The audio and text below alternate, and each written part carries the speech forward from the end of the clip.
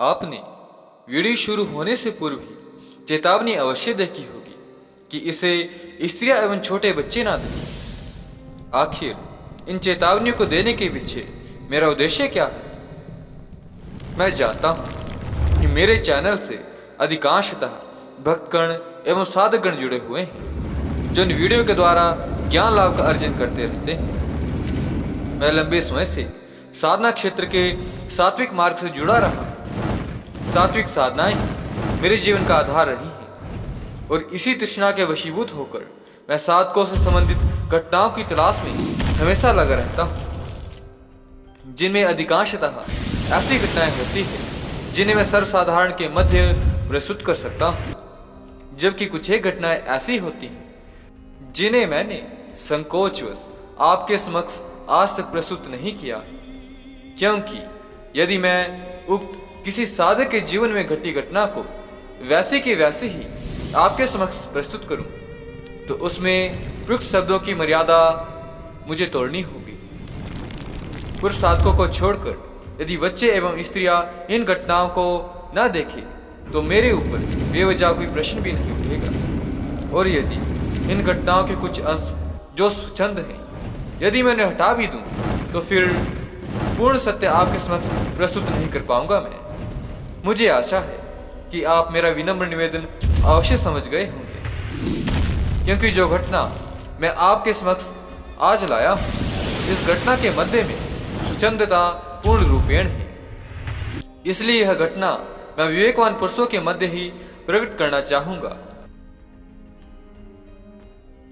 जिस भारत को पश्चिमविद सपेरों का देश समझते रहे हैं, वह कभी भयंकर तांत्रिक माया जाल का गढ़ रहा है और रही है यहाँ असंभव से असंभव कार्य करने की विचित्र तांत्रिक विधियां, जिनके माध्यम से तंत्र विशेषज्ञ निराकार सूक्ष्म से सूक्ष्म ऊर्जा को अपने वश में कर मनचाहा कार्य करवा लेते थे, जो आज के आधुनिकवादियों के लिए आज भी असंभव प्रतीत होते हैं। तो चलिए उस घटना का शुभारंभ करते हैं। क्या आप कभी इस बात की कल्पना कर सकते हैं कि हमारे देश में ऐसी भी एक जगह है जहां एकमात्र औरतों का राज्य है, और ऐसी औरतों का जो घोर तांत्रिक है और जो हमेशा पुरुषों की वासना की प्यासी और उनके गर्म गर्म गोश्त की भूखी रहती है? नहीं, ऐसी कोई कल्पना भी नहीं कर सकता, और ना ही मैंने सोचा था। सन 1952 की बात है।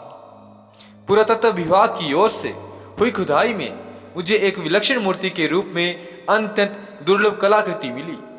लगभग 2 फुट ऊंची पद्मासन में बैठी वह विलक्षण मूर्ति मध्यकालीन थी और निश्चय ही नाथ संप्रदाय की। मैंने अनुमान लगाया, जिस जगह ये मूर्ति मिली है वहां निश्चय ही नाथ संप्रदाय का कोई मठ रहा होगा। आदि शंकराचार्य से प्रताड़ित तांत्रिक साधनाओं की रक्षा करने के लिए सर्वप्रथम जिस संप्रदाय का आविर्भाव हुआ था वह नाथ संप्रदाय था। योग के आधार पर शिव शक्ति का समन्वय करके इस संप्रदाय ने साधना को जो मार्ग बतलाया, उसमें तंत्र की सभी साधनाएं दी थी। इस युग में कुंडलनी और षट चक्र जैसे गंभीर और रहस्यमय योग तत्वों का रहस्योद्घाटन हुआ। साथ ही हमारे देश में कई महत्वपूर्ण शक्तिपीठों की भी स्थापना हुई। पश्चिम के विद्वान इस समय नाथ संप्रदाय और उसके योग तांत्रिक पक्ष को लेकर काफी गहराई से शोध कर रहे हैं। हाँ, तो उस अलभ्य विलक्षण मूर्ति के बारे में थोड़ा और बतला दूं। वह मूर्ति त्रिधातु, सोना, चांदी और तांबे की बनी थी और कम से कम 4-5 किलो की थी। पद्मासन पर बैठी उस मूर्ति की गोद में नील सरस्वती की मूर्ति विराजमान थी और उसकी गोद में ज्ञान मुद्रा में तांत्रिक गणपति विद्यमान थे। देवी के 8 हाथ थे। पहले 2 हाथों की उंगलियों से उसने नील सरस्वती, दूसरे 2 हाथों की उंगलियों से तांत्रिक गणपति के नेत्रों को बंद करके रखा था।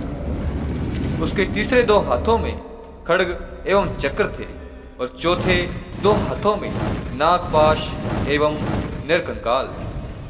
देवी के गले में नरमुंडों की माला पड़ी थी और उभरे हुए दोनों ऊर्जों पर बीजाक्षर लिखे हुए थे। देवी का मुखमंडल भव्य और आकर्षक के साथ साथ भयोत्पादक भी था। उनके स्थिर नेत्रों में एक अवर्चनीय भाव था। देवी की उस विलक्षण मूर्ति का गहन अध्ययन करने हेतु मैंने उसे अपने पास रख लिया। भला उस समय मैं क्या जानता था कि यह विलक्षण मूर्ति एक अत्यंत तीव्राच्छन्न रहस्य को मेरे सामने अनावृत कर देगी। एक दिन मैं यूं ही मूर्ति का निरीक्षण कर रहा था, तभी मेरी दृष्टि इसके आसन के नीचे पड़ी। वहां पेंचदार एक ढक्कन था। कौतूहलवश ढक्कन को खोल दिया मैंने। भीतर खोखली जगह में एक पांडुलिपि रखी हुई दिखलाई पड़ी। घोर आश्चर्य हुआ मुझे। वह पांडुलिपि 20-22 पन्नों में थी, जिसका आकार लगभग 1 फुट लंबा चौड़ा था।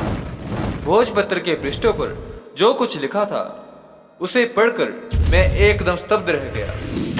सोने की स्याही से लिखे गए अक्षर एकदम स्पष्ट थे। इसकी लिपि ब्राह्मी थी।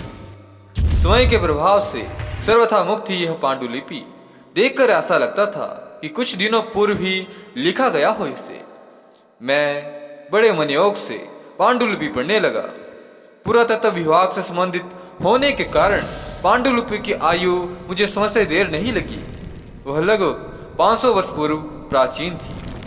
पहले पृष्ठ पर एक जैसे द्वीप का नक्शा दिया गया था, जिसे आप अंडमान निकोबार कहते हैं। अगले 2 पृष्ठों में वहां की भौगोलिक स्थिति एवं प्राकृतिक वातावरण का वर्णन किया गया था। इसके बाद अगले पृष्ठों में उस स्थान का उल्लेख किया गया था जहां केवल औरतों का राज्य था। वे औरतें नाथ संप्रदाय की अनुगामिनी थी और उनकी इष्ट देवी थी ऋक्तोदरी। महाकाली के 12 रूप हैं। उसी में से एक रूप है कंकाल काली। इस कंकाल काली का दूसरा नाम ही ऋक्तोदरी है।